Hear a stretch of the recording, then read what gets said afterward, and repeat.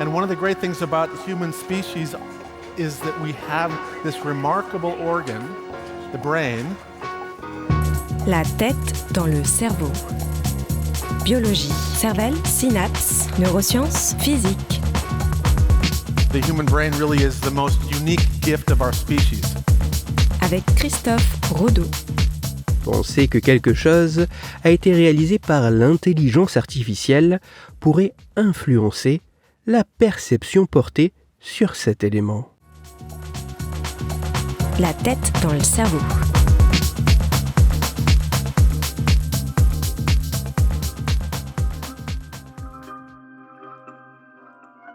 Sans pour autant en avoir une appréhension précise et exacte, dans les médias et sur Internet, dans le milieu professionnel ou dans le cadre plus familial, l'IA, l'intelligence artificielle, est au centre de nombreux sujets de discussion et de prise de position. Mais peu importe le réel niveau de compréhension de ce qui est devenu une sorte de fourre-tout bien pratique, le fait de penser que l'IA est impliquée d'une manière ou d'une autre dans un élément a-t-il un impact sur la manière dont nous percevons ce dit élément?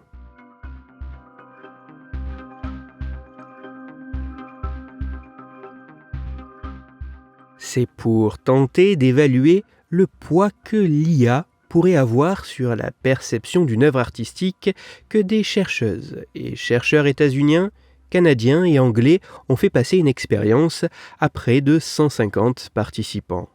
Durant celle-ci, la tâche des volontaires était assez simple.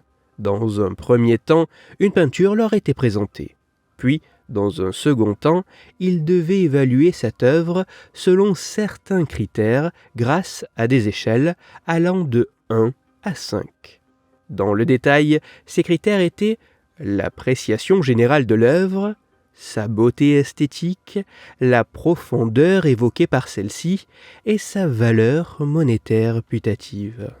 Au total, les participants ont dû évaluer 30 œuvres différentes, dont 15 peintures abstraites et 15 peintures figuratives. Mais parmi ces 30 œuvres, la moitié portait la mention « créée par l'humain », alors que l'autre moitié avait la mention « créée par l'IA ».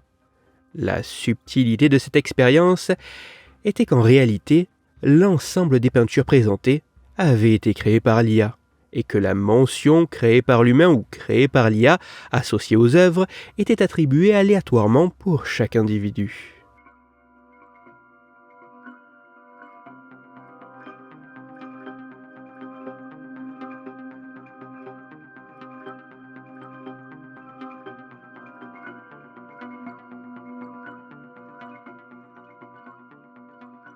Les plus de 4000 évaluations effectuées par les volontaires mettent en évidence qu'en moyenne, le fait de penser qu'une œuvre artistique, en l'occurrence une peinture, a été réalisée par une IA, ne serait pas sans conséquence sur la perception de celle-ci.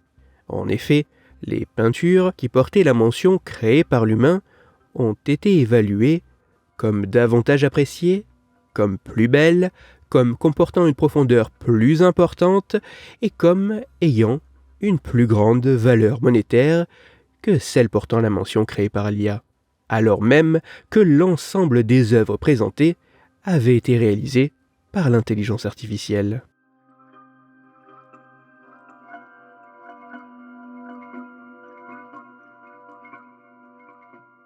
Même si ces résultats doivent être confirmés et approfondis par d'autres études sur davantage de participants et dans des conditions et sur des contenus plus divers, et même si les mécanismes précis à l'œuvre demandent à être plus clairement identifiés, il semblerait que lorsqu'il est question de l'implication de l'intelligence artificielle dans un processus, notamment créatif, notre perception puisse être négativement biaisée. Un biais anti-IA ou pro-humain qui entraînerait une perception plus péjorative de ce qui est créé par l'IA que ce qu'elle devrait être objectivement.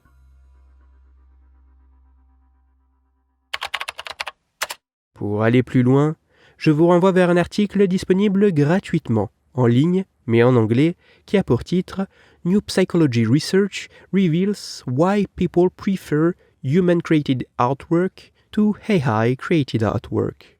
Il est écrit par Eric Dolan et il est à retrouver sur le site psypost.fr. Toutes les études scientifiques m'ayant servi à écrire cet épisode, dont l'étude dont j'ai parlé qui est plus complexe et complète que ce que j'ai exposé, ainsi que les références de l'article pour aller plus loin, se trouveront sur mon site, Cerveau en argot, dont le lien se trouve dans la description de l'épisode. Dans cet épisode, j'ai parlé d'un biais qui pourrait perturber la perception que nous avons d'un élément lorsque la technologie entre en jeu. C'est pour cela que je vous invite à écouter l'épisode numéro 222 de La tête dans le cerveau.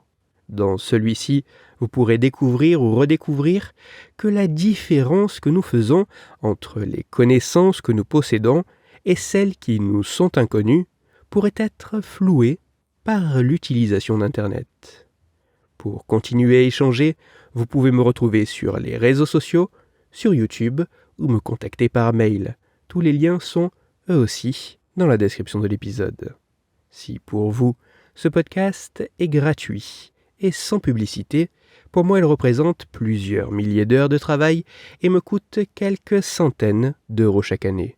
Alors, un très grand merci à toutes celles et ceux qui prennent le temps de me faire des retours, de partager mon travail sur les réseaux sociaux et de me laisser de très sympathiques commentaires et 5 étoiles sur les plateformes d'écoute de podcast. Pour me permettre de travailler dans de meilleures conditions, vous pouvez également me soutenir financièrement avec un don ponctuel ou mensuel sur la page KissKissBankBank du podcast. Christophe Rodeau. La tête dans le cerveau.